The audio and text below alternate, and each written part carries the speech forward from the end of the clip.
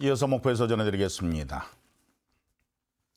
최근 일본의 수출 규제 조치를 계기로 해서 그동안 수입에 의존을 해왔던 부품을 국산화하려는 노력이 국가적 과제로 떠올랐는데요.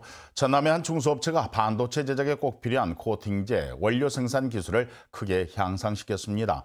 그동안 일본에서 수입을 해왔던 원료를 대체할 수 있을 것으로 기대됩니다. 손준수 기자의 보도입니다.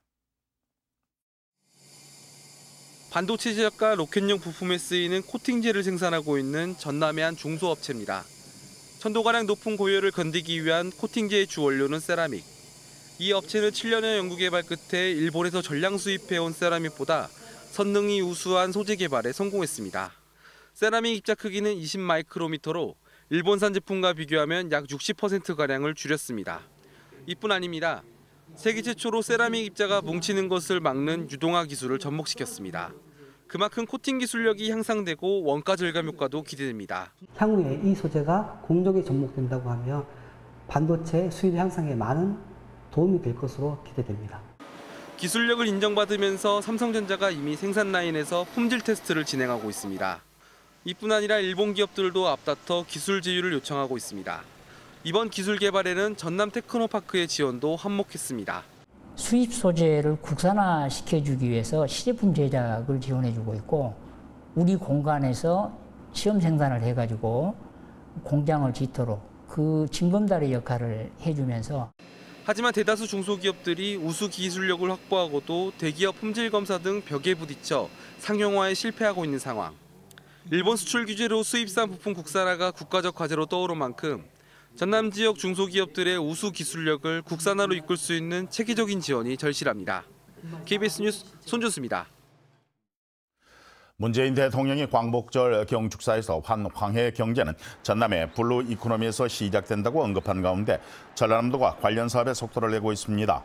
전남도는 블루 이코노미 실현을 위해서 6대 프로젝트를 선정했고 내외부 전문가로 구성된 6개 팀 규모의 TF를 선정해 본격적인 업무에 들어갔습니다. 전남도는 또 블루 이코노미의 실현을 위해서 운영할 예정인 국내 정책 쇼핑팀의 경우 우수 사례를 서로 공유하고 정책에 반영할 예정이라고 밝혔습니다. 내빈석을 따로 제공해서 논란이 되고 있는 미스트롯 목포 공연과 관련해서 경찰이 법률 검토에 나섰습니다. 목포경찰서는 관련 내용이 국민신문고에 접수가 됐으며 청탁금지법 등 법률 위반 여부를 조사하고 있다고 밝혔습니다. 지난 12일 목포 유달 경기장에서 열린 미스트롯 목포 공연에서는 무대 앞자리에 예정이 없던 내빈석이 마련돼 김종식 목포시장 등 지역의 인사들이 참석을 했고 이에 대해서 관람객들의 항의가 이어졌습니다. 심화반의 보조교재에서 시험 문제가 그대로 출제됐다는 KBS의 보도 이후 교육청이 실시한 감사 결과 의혹이 사실로 드러났습니다. 전남도 교육청은 지난 5일부터 이틀 동안 목포의 한 사립고등학교에 대해 특정 감사를 벌여 1학년 수학 과목 기말고사 시험 문제 21개 문항 가운데 8개가 심화반 학생들이 쓰는 참고서에서 사실상 그대로 출제된 것을 확인해 담당 교사에 대한 경징계를 해당 학교 법인에 요청했다고 밝혔습니다. 또 관리 감독을 소홀히 한 해당 학교의 교장과 교감에 대해서는 경고 조치했습니다. 도교육청은 또 해당 학교의 학사 운영 과정에서 성적관리위원회 운영과 부교재 선정이 문제가 있는 것으로 확인돼서 이에 대한 시정을 요구했다고 덧붙였습니다.